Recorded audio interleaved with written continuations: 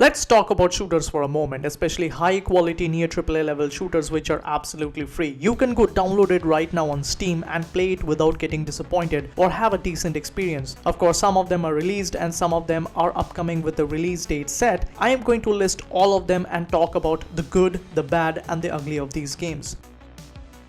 The first one I have in the list is Shatterline, easily the most obvious one and came out of nowhere. This game did not have any heavy marketing or promotional videos. I personally got to know about this game from various tweets and sudden spike in Shatterline videos on YouTube, and I was even more surprised that this game was free to play right out of the gate. The gameplay or the graphics did not seem downgraded at all. The gunplay even has a little bit of inspiration from the old Call of Duty titles. The game offers both PvP and PvE co-op shooter experience with no stutters and a very well polished and optimized gameplay, which we all want in the FPS community, and it became an instant hit. I had a pretty decent experience and I was not disappointed at all. Sometimes I do like to drop in with my online friends and slay some waves of really good AI opponents. I mean seriously, the AI opponents does not seem boring at all or overpowered either. Overall, Shatterline is a very good high quality shooter that everyone should play at least once. It has a pretty good engaging combat system that will definitely impress you.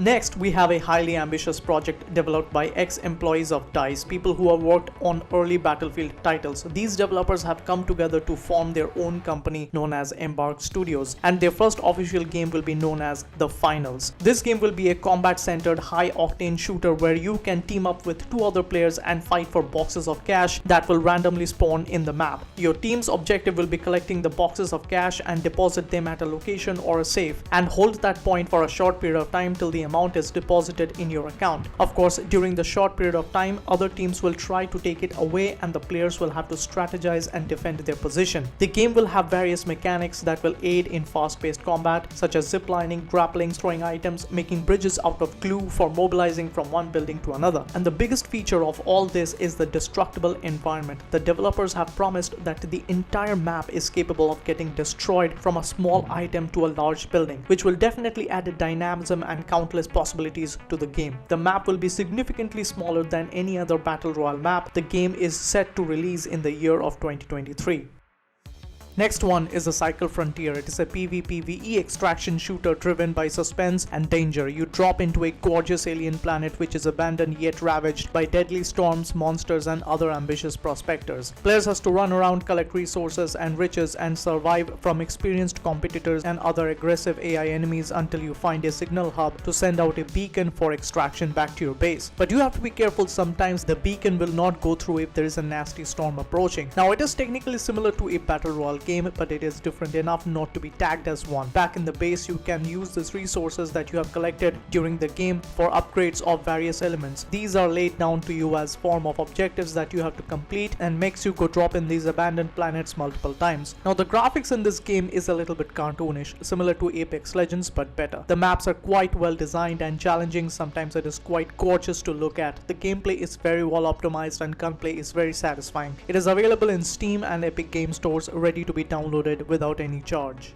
Next one is The First Descendants. It is a free third-person co-op looter shooter with RPG elements featuring high-quality graphics. You can experience the fun strategic boss fights through 4-player co-op and various unique characters, exciting gunplay and looting. A variety of equipment is necessary for growth and you can obtain them through clearing scenario missions within the game or in the world missions where cooperation is crucial and battles with huge bosses. The player becomes a descendant in the game and is given a mission to fight against the invaders for survival of humans. The player can survive a spectacular story by growing stronger through various missions and stories to finally discover the Descendants' secret. The First Descendants is developed by Nexon in the Unreal Engine 5, which helps the visuals of the game to reach at a higher level.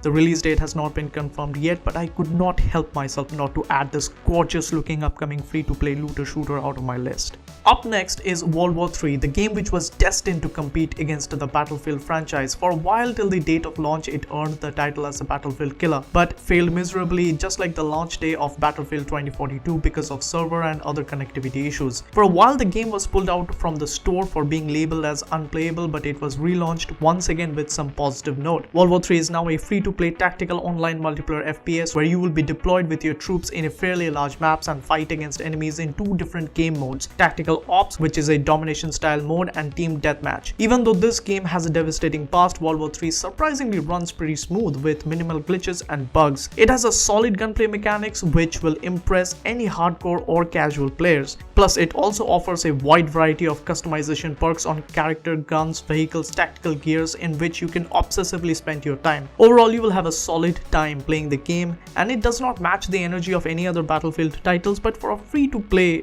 it's a pretty decent game. The last one is Arc Raiders. It is a PvE third-person shooter where you and your friends team up and use tools and gadgets as well as weapons to take on aforementioned robotic invaders and fight against mechanized threats from the Ark that are descending from the skies. It isn't clear if the game is set on a futuristic version of Earth or distant planet in the space, but more details will likely be shared as we get closer to the launch, which is in the year of 2023. Within the gameplay trailer we see traversal tools like jetpacks, gears like grenade launchers, some kind of grappling gun to yank enemies down, and it shows off its capability of destructible environment with breathtaking graphics. It is developed by Embark Studios in Unreal Engine 5. If you like the content on shooters and obscure titles that you like to know about, please subscribe and hit the notification icon. And if you don't like the video, thanks for hearing my opinion for so long, and I will see you when the next video is up. This is Gold K9, over and out.